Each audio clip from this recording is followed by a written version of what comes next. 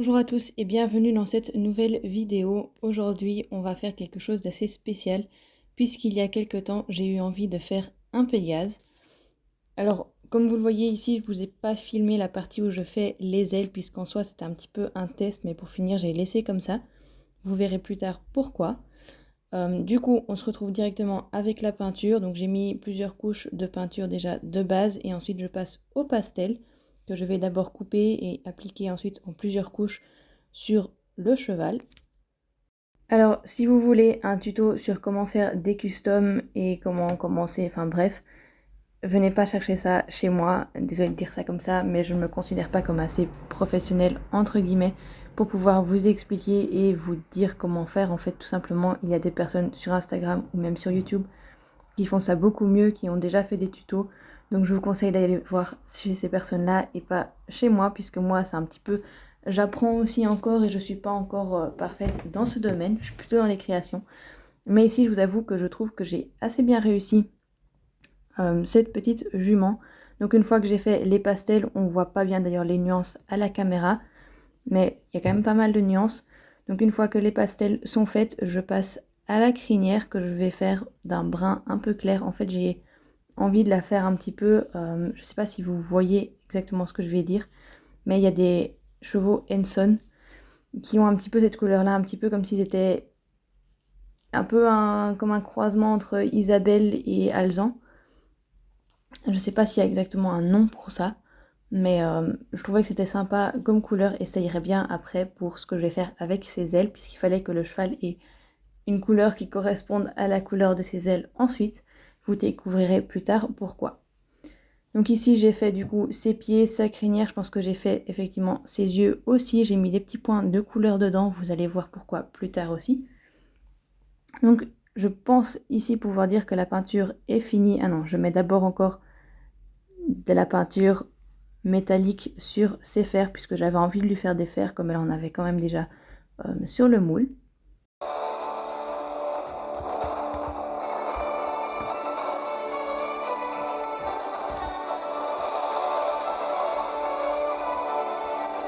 Une fois que ça c'était fait, je vais passer de nouveau à la crinière sur laquelle je vais faire des petits détails de couleur. Donc je vais venir faire comme s'il y avait un petit peu comme du poil par poil et faire chaque fois un petit crin en fait un peu plus clair ou un peu plus foncé pour mettre de un peu de relief dans la crinière et de deux pour que ça fasse mine de rien quand même un tout petit peu plus réaliste. Je trouve d'ailleurs qu'à la fin ça rend vraiment très bien et que c'est très joli. Ici, vous pouvez déjà voir, je pense, les petits crins plus clairs. J'ai fait autant dans la crinière que dans la queue. Et une fois que ça c'était fait, je passe aux ailes. Et ici, vous voyez ce que je veux dire par la petite chose de spécial que je voulais faire.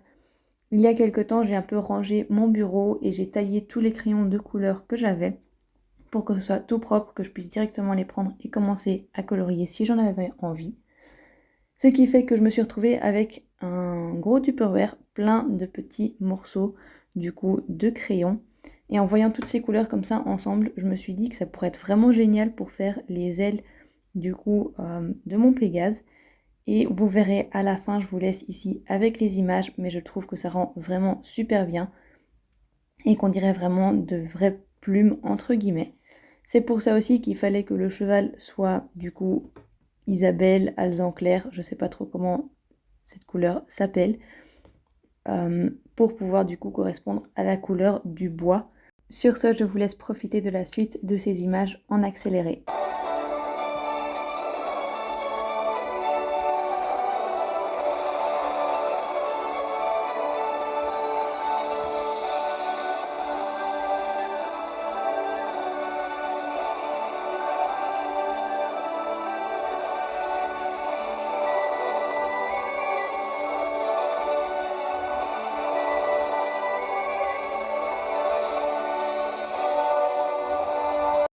Lorsque j'ai considéré les ailes comme finies, je suis passée de nouveau à la peinture puisqu'il me restait les petits nœuds de couleur à faire, donc les petits nœuds qui sont dans sa crinière et dans sa queue. J'ai décidé aussi du coup de les faire dans une couleur, enfin dans plusieurs couleurs. J'ai chaque fois fait, vous verrez à la fin, mais de plusieurs couleurs, les petits nœuds. Je trouve d'ailleurs qu'ils rendent vraiment très jolis. Ici, je pense que vous allez voir plus ou moins le résultat. Ouais, voilà, on voit du coup les petits nœuds verts, jaunes, orange, rouge, violet, bleu, bref, de toutes les couleurs. Alors moi, souvent, je commence un projet et puis quand j'arrive vers la fin ou même au milieu, j'ai une idée comme ça qui me vient en tête quand je vois par exemple des choses que j'ai utilisées ou pas encore et que je me dis tiens, ça pourrait être sympa.